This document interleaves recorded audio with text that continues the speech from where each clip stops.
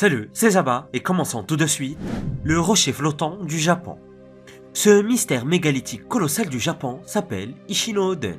C'est une très ancienne pierre qui ressemble en quelque sorte au vieux téléviseur, dites-moi que j'ai pas raison, et qu'on dirait flotter au-dessus d'un étang dans la ville de Takasago dans la préfecture de Hyogo. Très impressionnant, non?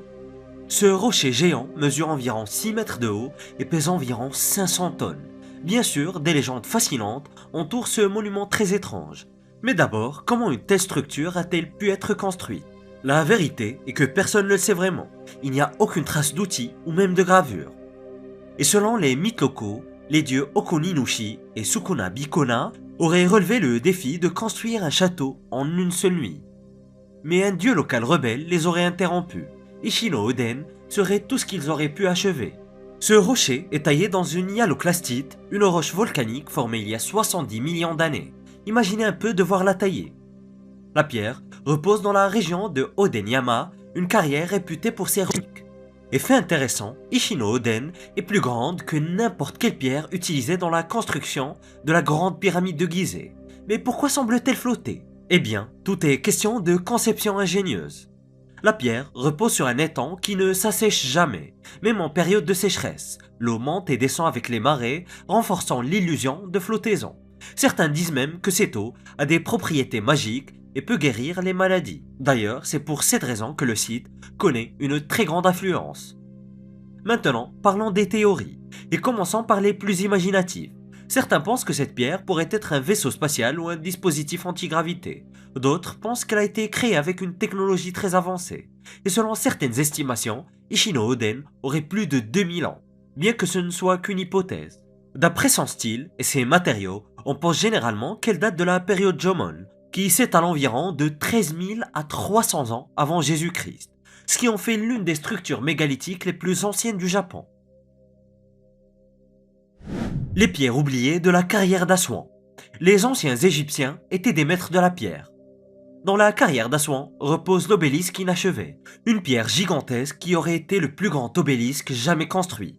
Elle pèse environ 1200 tonnes, et pour vous faire une idée, c'est le poids d'environ 200 éléphants. Cependant, cette pierre fut abandonnée à cause d'une fissure. Imaginez passer des mois à sculpter et à découper une pierre pour découvrir qu'elle est inutilisable. Ça a dû être une vraie désillusion. Mais pourquoi au juste les Égyptiens avaient-ils besoin de pierres aussi grandes? La réponse réside dans leur préférence pour le granit d'Assouan, utilisé dans de nombreux monuments prestigieux comme les pyramides, les sarcophages et les statues colossales. Ils transportaient même ces pierres géantes sur des centaines de kilomètres le long du Nil. Mais comment ont-ils façonné et déplacé ces pierres gigantesques? Eh bien, les avis diffèrent. Une théorie populaire évoque l'usage de boules de diorite, une roche légèrement plus dure que le granit, pour marteler des blocs pendant des mois afin de leur donner forme. Cependant, d'autres pensent que les Égyptiens utilisaient une technologie avancée pour tailler et transporter ces pierres, et je suis sûr que vous les avez toutes entendues, des plus folles aux plus logiques. Certains pensent même qu'ils auraient pu utiliser des lasers, mais bon, au-delà des théories, ces traces bizarres sur la pierre ne semblent correspondre à aucune des théories. Ah, et j'oubliais de vous parler de ces traces bizarres. Des marques étranges ressemblant à des creusements sur les pierres inachevées soulèvent encore plus de questions. Ces traces pourraient tout bonnement être des indices de l'utilisation d'outils que nous n'avons pas encore découverts. Ces marques étranges, présentes sur l'obélisque inachevé, ne correspondent pas à la méthode de martèlement avec des boules de diorite. Ce qui est encore plus intriguant, c'est que les Égyptiens n'ont jamais utilisé cet obélisque inachevé, même en le découpant en de plus petits morceaux, puisque le plus gros du travail était déjà fait. Peut-être le considérait-il comme sacré ou chargé d'un pouvoir ancien, ou peut-être pensait-il que la fissure était un très mauvais présage. Quoi qu'il en soit, l'obélisque reste dans la carrière un gigantesque rappel du savoir-faire des anciens Égyptiens. Le monolithe de Sayhuité. Au cœur des Andes péruviennes se trouve une pierre qui est bien plus qu'un simple bloc ennuyeux. Appelé le monolithe de Sayhuité, cette énorme pierre est couverte de plus de 200 gravures représentant des animaux comme des reptiles, des félins, des crustacés et des grenouilles. Elle est vraiment magnifique, on dirait une œuvre d'art, elle est entourée de terrasses, de bassins et de canaux. Mais que signifient toutes ces gravures magnifiques sur la pierre? Eh bien, c'est la grande question. Le monolithe de Sayhuité se trouve à Sayhuité, un site archéologique ancien dans la région d'Apurimac. Ce n'est pas exactement un site classique des Incas, mais plutôt une sorte de trésor caché rempli de mystères, avec en quelque sorte une crise identitaire. Le monolithe mesure environ 2 mètres de long et 4 mètres de large. Il repose au sommet d'une colline en terrasse appelée Kankacha, où il aurait très bien pu faire partie d'un grand sanctuaire. Toutefois, avec son passé mystérieux, il est difficile de savoir si cette pierre a toujours été là ou bien si elle a été déplacée, peut-être par des pillards audacieux. Mais que se passe-t-il avec ces gravures? Les motifs gravés sur la pierre incluent des dessins géométriques et zoomorphiques. Certains pensent que les animaux représentés symbolisent différentes choses. Par exemple, le jaguar pourrait représenter la capitale inca, Cusco. Pourrait-il s'agir d'une carte en pierre d'une ville? Les motifs géométriques pourraient aussi représenter des terrasses, des bassins et des systèmes d'irrigation, une sorte de modèle miniature du paysage. Si cette hypothèse est correcte, le monolithe aurait pu être utilisé pour tester et planifier la circulation de l'eau dans des projets Inca. En d'autres termes, ce serait l'équivalent ancien d'une maquette en 3D pour simulation. Certains chercheurs pensent que le monolithe était utilisé lors de rituels religieux. Avec des sources naturelles à proximité, il est possible que les gravures soient liées à des divinités de l'eau ou à des rituels destinés à faire tomber la pluie.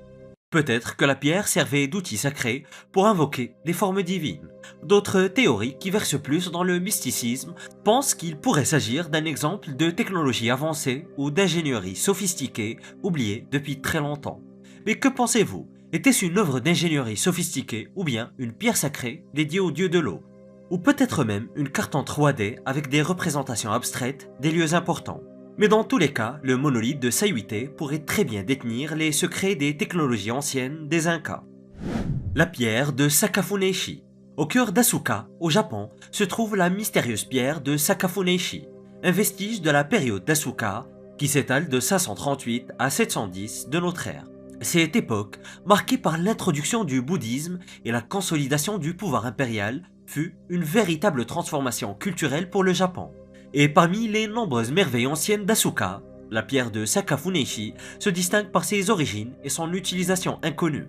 Cette lourde pierre, pesant environ 100 tonnes, est une dalle plate avec 2 bassins et une série de canaux gravés à sa surface. Imaginez une sorte d'immense crêpe en pierre ornée de motifs complexes. Mais à quoi servait-elle exactement? Eh bien, comme vous le savez, c'est là où les théories les plus intéressantes entrent en jeu. L'une des idées populaires est que la pierre était utilisée pour polir du riz. Le mot sakafune signifie littéralement vin de riz en japonais, ce qui alimente cette théorie. Et je vous vois venir. Oui, la pratique de polir du riz existe bel et bien. Polir le riz consiste à retirer ses couches extérieures, un processus crucial pour produire du saké raffiné. Une autre hypothèse est d'ordre spirituel. La pierre aurait pu servir lors de rituels de purification par l'eau, peut-être par des prêtres anciens, la rendant une sorte d'autel religieux. Et encore plus fascinant, certains pensent que la pierre servait d'outil astronomique, étant donné l'intérêt de la période d'Asuka pour les systèmes calendaires et les événements célestes. Les canaux et les bassins pourraient même s'aligner avec des événements astronomiques. Enfin, une autre théorie propose que les gravures représentent une carte topographique de la région environnante. Archéologues et historiens continuent de débattre sur la véritable fonction de la pierre de Sakafuneishi. Des techniques modernes comme la numérisation en 3D et l'analyse élémentaire sont utilisées pour tenter d'en percer les secrets. Mais cette pierre n'est pas seulement un mystère, c'est aussi un bout physique de l'histoire complexe du Japon. C'est d'ailleurs pour cette raison que les visiteurs affluent à Asuka pour l'admirer et tenter de percer ses secrets. En attendant, le mystère persiste. Que ce soit pour fabriquer du saké, réaliser des rites ou bien étudier les étoiles ou cartographier la région, la pierre de Sakafuneishi reste l'un des artefacts les plus intrigants de tout le Japon. La porte mégalithique de Aamanga Amaui. Au cœur des îles Tonga se dresse l'un des monuments mégalithiques les plus étranges de tout le Pacifique. Et il s'agit de Aamanga Amaui qui veut littéralement dire le fardeau de Maui. Tonga est un royaume polynésien composé d'environ 200 îles, dont un quart seulement sont habitées. Les premiers colons y seraient arrivés aux alentours de 1500 avant notre ère et les sites occupés les plus anciens se trouvant sur l'île de Tongatapu. Et c'est justement là où se trouve Aamanga Amaui. Ce monument est composé de 2 immenses piliers de pierre surmontés d'une 3e pierre formant une gigantesque porte. Cette structure, qui rappelle étrangement Stonehenge, a été bâtie vers 1200 par un roi tongien, peut-être comme entrée de son complexe royal. Elle mesure environ 5,20 m de haut, 5,80 m de long et 1,40 m de large, et chaque pierre pesant entre 30 et 40 tonnes. Et à titre de comparaison, soulever ces pierres reviendrait à soulever l'équivalent de 20 voitures moyennes empilées les unes sur les autres. Mais pourquoi au juste cette porte a-t-elle été construite? Une théorie suggère qu'elle symbolisait la fraternité entre les fils du roi. Mais une autre histoire encore plus fascinante circule. Selon une légende tongienne, la porte aurait été bâtie par le demi-dieu Maui, et si vous avez déjà entendu parler de lui, ce n'est pas étonnant parce que c'est le même dieu du folklore polynésien, et même celui représenté dans le film de Disney, Moana. L'histoire raconte que Maui et ses frères, dotés d'une force surhumaine, auraient transporté ces énormes pierres sur un immense canoë. C'étaient en quelque sorte les super-héros du Pacifique. Et en 1967, le roi de Tonga, Taufa'ahau Tupou IV, a suggéré que ce mégalithe ancien aurait pu avoir une signification astronomique. Selon lui, il pourrait s'aligner avec les solstices et les équinoxes. Cependant, aucune preuve solide ne vient appuyer cette hypothèse, laissant la question ouverte. Certains pensent même que A'amanga Maui pourrait être bien plus ancien que les 800 ans supposés, car il ressemble à d'autres structures préhistoriques appelées trilithes à travers le monde. D'ailleurs, il s'agit d'un trilithe. Et ça consiste en un monument de pierre ancienne composé de deux grandes pierres verticales, supportant une troisième pierre placée horizontalement, ressemblant donc à des portails sans but apparent, du moins sans but apparent pour nous. Le rocher Al-Nasla. Dans l'oasis de Taïma, en Arabie Saoudite, se trouve la mystérieuse formation rocheuse d'Al-Nasla, une merveille géologique qui intrigue les scientifiques et fascine les visiteurs depuis maintenant des siècles. Ce site remarquable présente deux immenses blocs de grès d'environ 6 mètres de haut, qui plus est, parfaitement équilibrés sur deux piédestaux naturels avec une fente verticale lisse et précise qui semble avoir été découpée au laser. Mais ce qui rend ce rocher particulièrement fascinant, c'est que la fente est si précise qu'elle défie l'entendement. Et comme cet endroit remonte à environ 4000 ans, les adeptes des théories du complot s'en donnent à cœur joie. Une théorie propose que des extraterrestres avec une technologie avancée auraient pu découper la roche à l'aide d'un laser. Mais si c'est vraiment des aliens qui en sont responsables, ils avaient manifestement un goût singulier pour les formations rocheuses. Mais il existe des explications bien plus rationnelles, parmi lesquelles une qui veut que le rocher se trouve sur une ligne de faille. Selon ces théories, le mouvement des plaques tectoniques aurait provoqué un point faible dans la roche, entraînant la fissure. En d'autres mots, ces rochers se trouvaient simplement au mauvais endroit, au mauvais moment. Une troisième possibilité implique le cycle de gel et de dégel. Si de l'eau s'est infiltrée dans la roche, a gelé, puis s'est dilatée, il aurait pu créer une fissure. Et au fil des milliers d'années, cette fissure aurait pu évoluer pour devenir la fente lisse que nous voyons aujourd'hui. Cependant, il existe aussi une théorie selon laquelle des humains anciens auraient causé cette fissure. Le rocher présente des pétroglyphes, notamment une image d'une personne guidant un cheval arabe. Cette race, encore présente aujourd'hui, existait bien avant la division des rochers. Et pour mieux comprendre cette formation, les scientifiques se servent de techniques d'études géologiques, d'analyse minéralogique et de modélisation 3D. Ces études visent à recueillir davantage de données sur la composition de la roche et l'histoire environnementale de la région, espérant que nous découvrirons ce qui a pu causer une telle précision dans cette division. Le mur antique d'Arwad. Sur la côte orientale de la Méditerranée se trouve l'île d'Arwad. Un véritable casse-tête pour les historiens et les architectes, mais pourquoi au juste? Eh bien parce qu'elle abrite un mur mégalithique ancien qui entourait autrefois toute l'île. Et ce n'est pas vraiment une mince affaire. Quiconque a construit ce mur l'a fait si immense qu'il pourrait rivaliser avec la Grande Muraille de Chine. Arwad est la seule île habitée de Syrie et se situe à seulement quelques kilomètres de la ville-port de Tartous. Historiquement, cette île était un centre d'activité majeur. Les Phéniciens s'y sont installés au début du deuxième millénaire avant notre ère, en faisant un puissant royaume indépendant connu sous le nom d'Arvad, Aradus ou Jazirat. En d'autres termes, l'île était d'une grande importance, mais les experts se cassent toujours les dents sur le fait de savoir comment ce mur a été bâti. Construit avec d'énormes pierres pesant plusieurs tonnes chacune, mais comment ont-ils réussi à déplacer ces blocs massifs et surtout à les empiler sur tout le pourtour de l'île? Et le mur était très loin d'être décoratif. Il avait une fonction pratique. Il protégeait l'île des envahisseurs et de la mer. Il y avait également un port artificiel très sophistiqué à l'est, parfait pour les activités commerciales de l'île. Les habitants d'Arwad disposaient d'une puissante marine et leurs navires étaient suffisamment célèbres pour être mentionnés dans des monuments égyptiens et assyriens. Eh bien, c'est ce que j'appelle faire des vagues. T'as fait ça de lac de nerfs du coton? Mais aujourd'hui, hélas, le mur est en grande partie en ruine, avec seulement quelques pierres encore debout. Mais ces vestiges témoignent de l'incroyable savoir-faire des bâtisseurs anciens. Les pierres étaient empilées avec une précision telle qu'on dirait qu'ils avaient des architectes antiques avec un doctorat spécialisé en empilage de pierres. Mais ça soulève une très grande question. Pourquoi avoir utilisé des pierres aussi massives au lieu de pierres plus petites et bien plus faciles à manipuler? Certains pensent que cela pourrait être lié à l'importance du mur et à la position stratégique de l'île. Après tout, si vous devez surveiller une île entière et vos routes commerciales, vous voulez que votre mur soit aussi robuste que possible. Vous l'avez compris, nous avons des théories sur le pourquoi, mais toujours aucune réponse sur le comment. Le menhir brisé. Le mystère du menhir brisé d'Ergra est l'un des plus fascinants et des plus mystérieux de la France préhistorique. C'est l'une des merveilles les moins connues du monde antique, mais étonnamment, c'est aussi l'une des plus importantes. Il s'agit du plus grand mégalithe jamais construit dans l'histoire de l'humanité. Ce gigantesque monument de pierre a été érigé en France vers 4700 avant Jésus-Christ, il y a donc 6700 ans. C'était bien avant l'apparition des toutes premières villes en Mésopotamie et des premières sociétés civilisées. C'était, il y a si longtemps, que l'existence même du menhir d'Ergra, aussi appelé Grand Menhir Brisé, n'a aucun sens. Il est resté debout pendant environ 700 ans, puis, pour des raisons inconnues, il est tombé et s'est brisé. Il s'est brisé en 4 morceaux principaux qui gisent encore aujourd'hui sur le sol près du golfe du Morbihan en Bretagne. Le mégalithe pesait un poids impressionnant de 280 tonnes. Et pour avoir un ordre d'idée, c'est à peu de choses près le poids d'un Boeing 747 ou encore pour rester sur des mégalithes et sur Hatshepsut, c'est le même poids que justement l'obélisque d'Hatshepsut.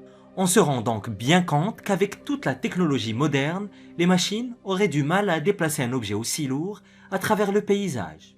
C'est possible et il faudrait beaucoup de machines et beaucoup de gens compétents qui savent ce qu'ils font.